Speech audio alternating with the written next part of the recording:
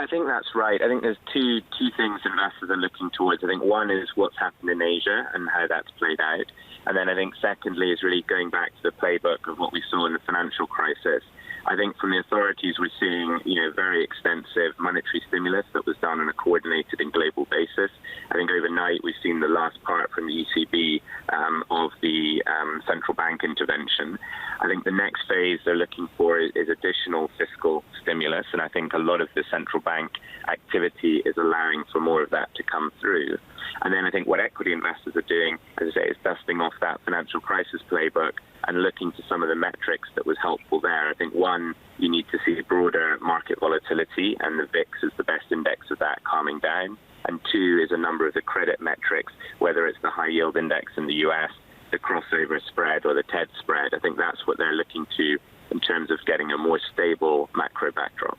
Gareth, I wonder whether we're setting up for a monster hangover. I'm not talking about all the gin and tonic everybody is storing at home, because if you look at the financial crisis playbook, it took us roughly 10 years to get out of some of the crisis era measures and for companies to get back on their feet. This time around, as we see the problems stretch into the corporate area more, we're talking about loans.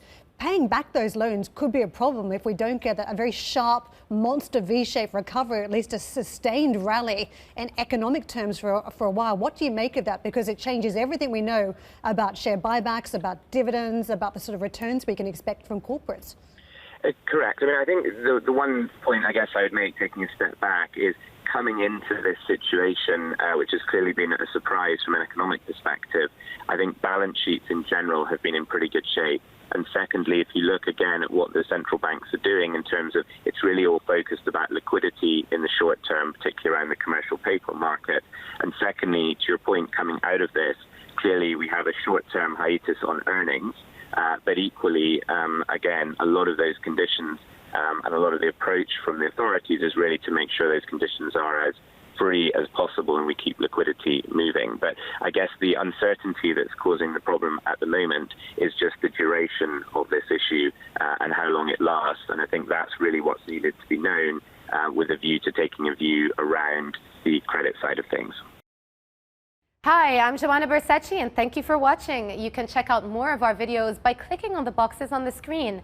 And don't forget to subscribe to our channel for more from CNBC International. Thank you for watching.